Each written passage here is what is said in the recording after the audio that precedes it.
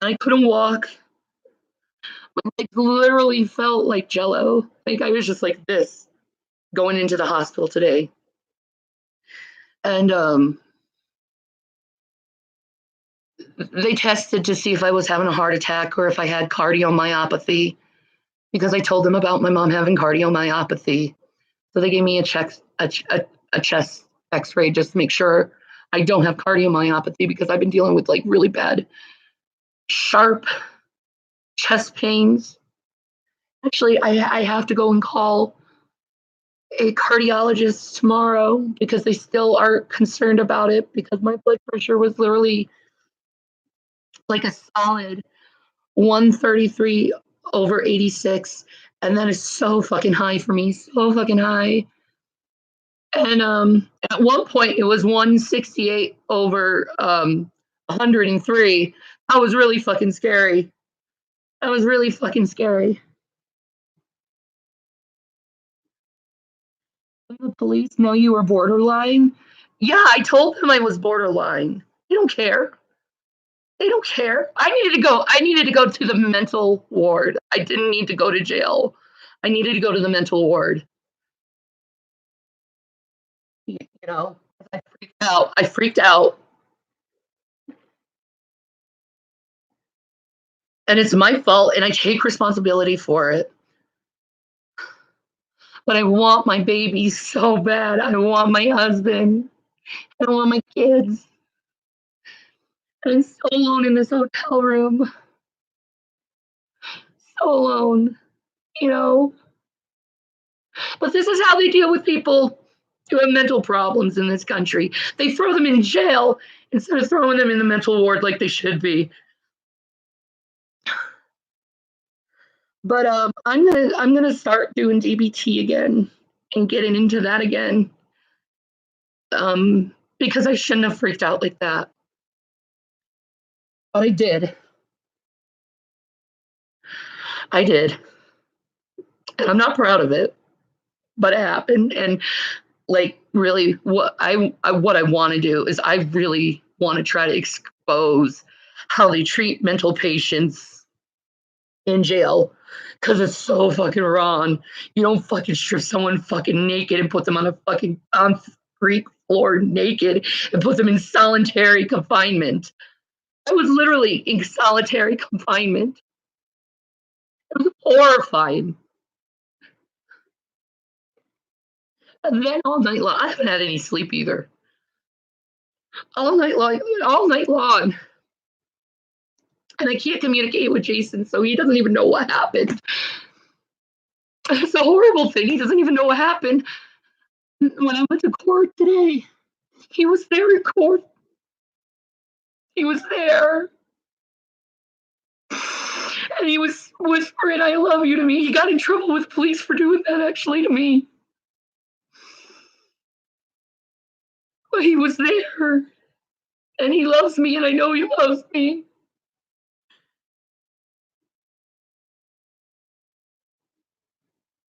How did he trigger my anger? He got in my face. That's the worst thing you can do is just get in my fucking face like that and start like just don't do that to me. Like I black out and I get violent and I can't help it. I can't help it. It's I need to go to therapy for it because it is a really bad trigger for me is someone getting in my face, you know, and being aggressive toward me. As I do have a tendency of becoming violent over that shit.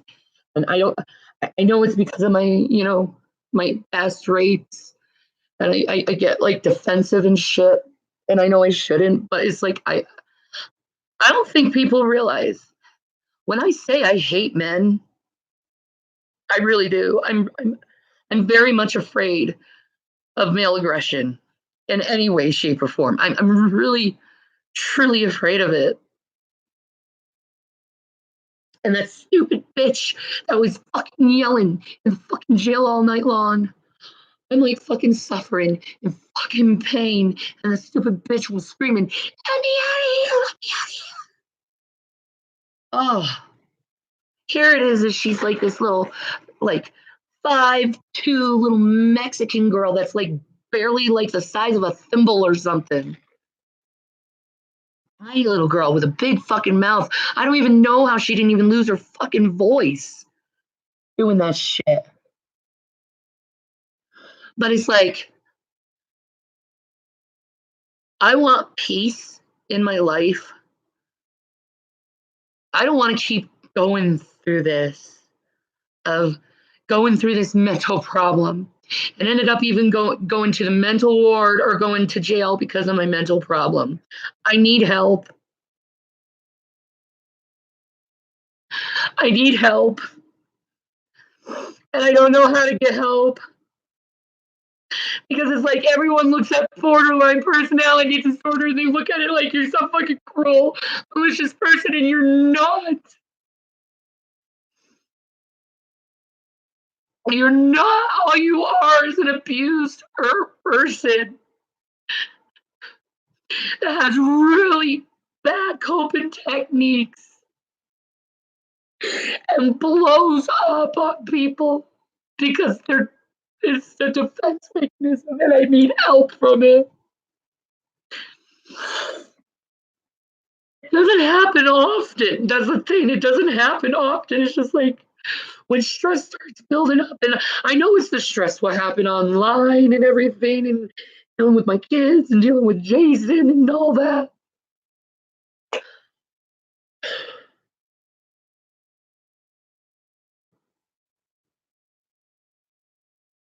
And then the G-Man thing, and it just all just built up, and I didn't realize the stress level was building up because I was so focused on taking care of my family.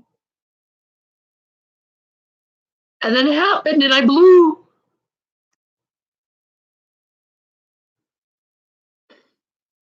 I'm sorry I did it.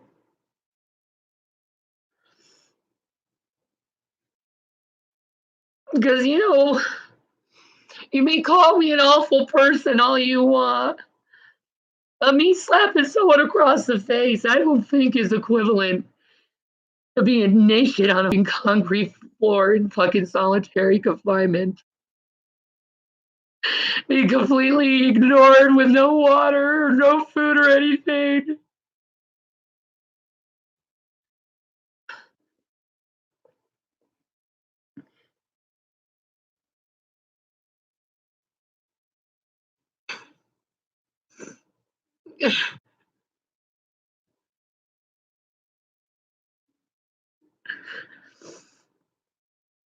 And now I can't see the love of my life or my babies.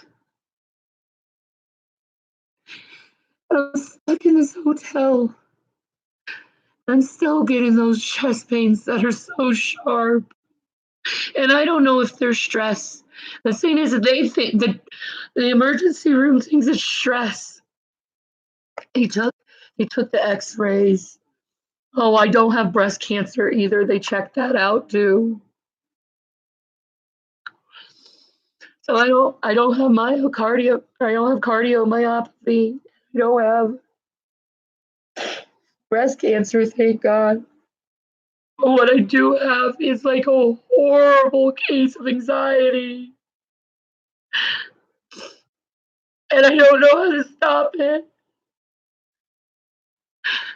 Because it's triggered so easily, Um, I think when I go to therapy, I think I'm gonna have to ask for some like anti-anxiety drugs because I don't realize how bad it's gotten.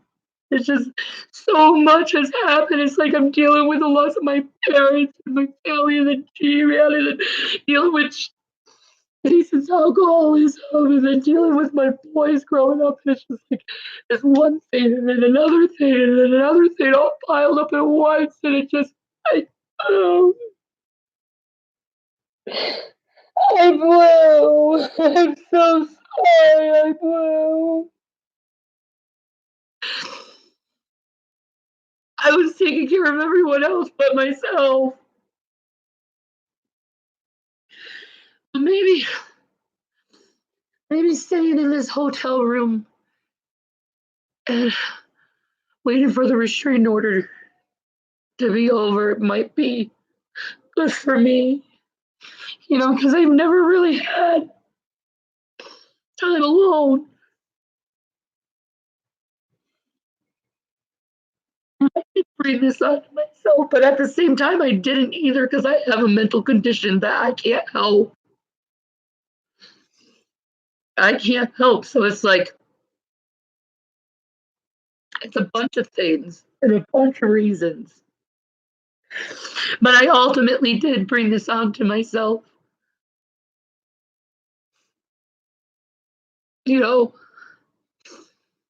I needed to take care of myself. And I didn't because I was taking care of everyone else.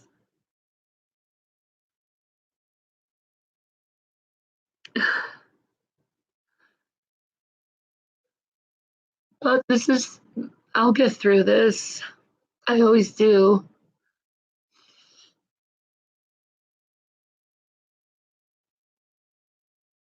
I always do. But I think it's wrong. When you see someone suicidal, you arrest them and you put them on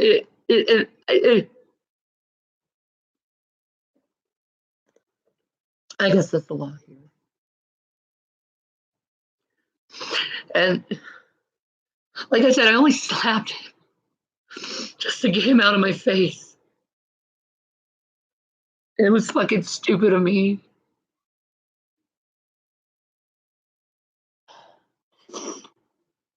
And I called the police because I wanted.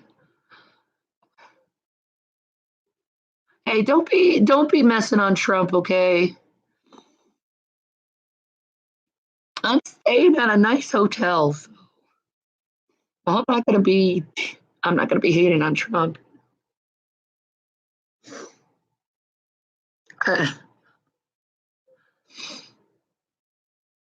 But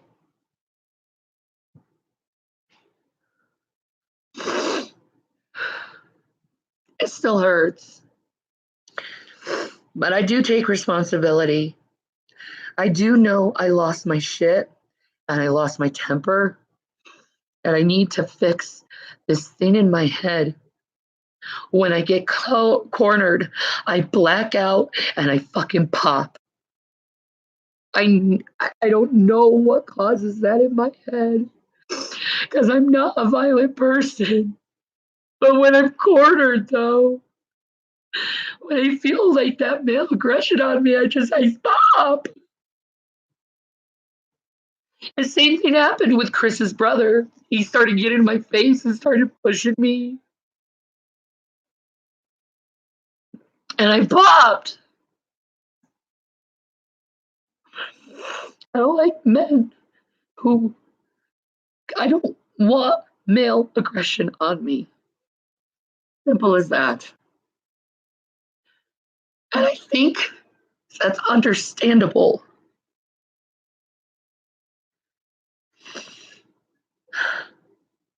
I know I'm sick. I know I have mental problems. And maybe it's a good thing this happened because I can find some kind of like help. I wouldn't mind taking a domestic violence course or something like that, or an anger management course.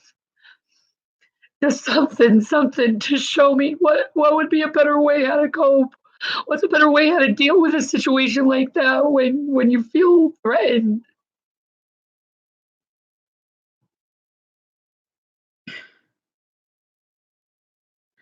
I've done therapy with hypnosis. It helped with my PTSD, and I think that's what it is. I think it's my PTSD that just.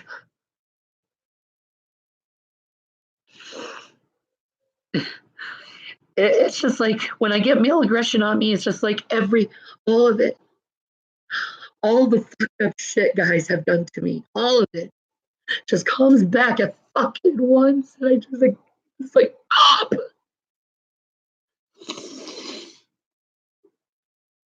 And I've done his hypnosis with DBT therapy, and it does help for a lot. It does when you first have it done, it works. It calms you down and shit.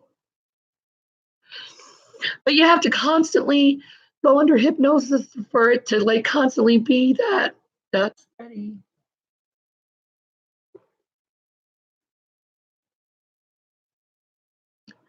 But I mean, I used to also do self hypnosis, but it's like as a Christian now, I don't know if hypnosis is a good thing to do, but at the same time, I need help.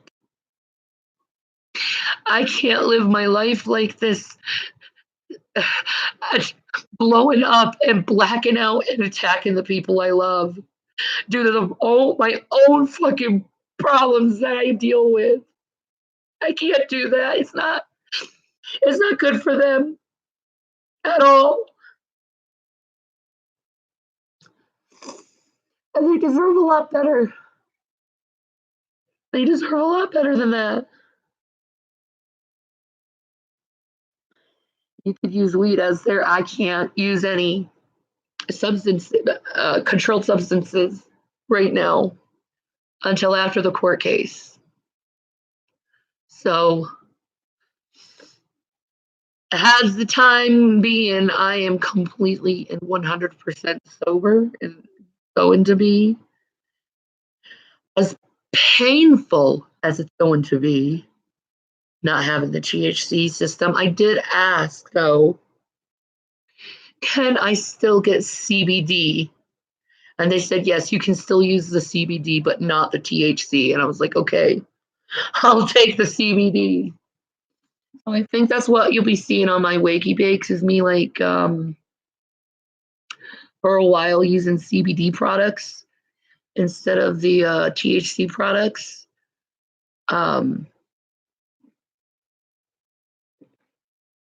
But I don't know when the next Wakey Bakey is going to be because I'm still trying to figure shit out.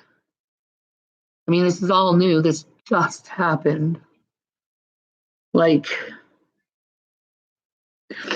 this literally just happened. Are you going to court? I'm going to the courthouse tomorrow and I'm going to see if I can get this restraining order pulled. And so is Jason. We don't want this. We don't want our families separated. We love each other. We love each other. I could never do that. I could never leave my family. As fucked up as I may be, I still love my family. I still love my family. And I'm so sorry I did that.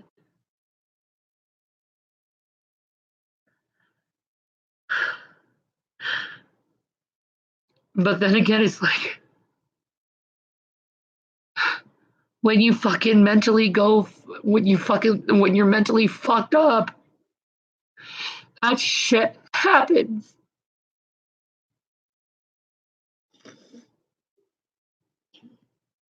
Do you know they don't have a mental ward in this area? That's why I went to jail. They don't have a mental ward in this area.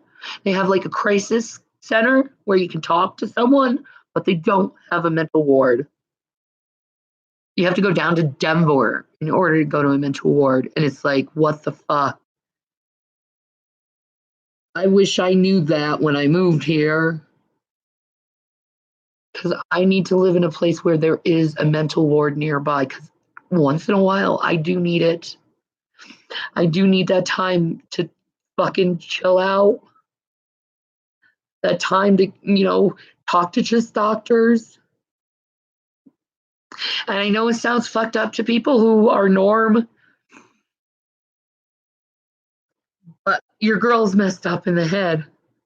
I've been abused my whole life, so I've gotten really bad fucking mental disorders because of it.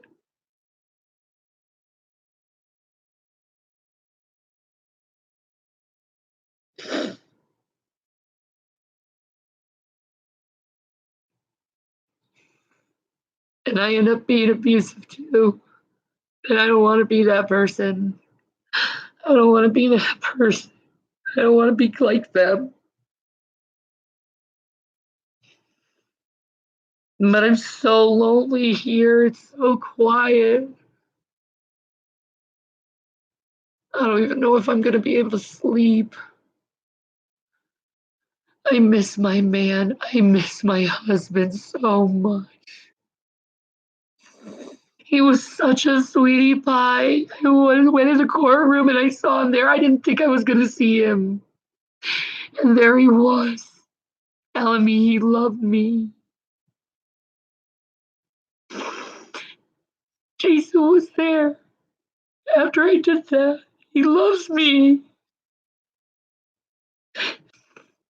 You wouldn't do that to someone if you didn't love them. And he was there for me. He's still there for me. It's just, we can't talk.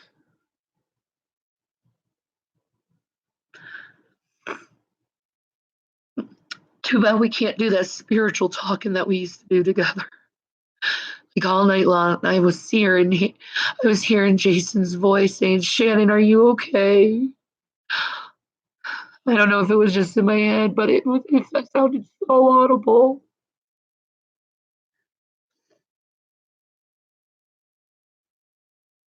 I love that man so much. I love him so much. I know he can be messed up sometimes too. So I messed up too, but it's more than that between us. We look beyond our fucked up selves, our messed up selves. We look beyond that with each other. Because we know we're both messed up, but at the same time, it's like we want to be there for each other because we're the only people we have. I don't have anyone else but Jason and those boys. Like, all through the police station and the hospital, you were asking me, "Do you have this person to stay with? You have friends?" No, no.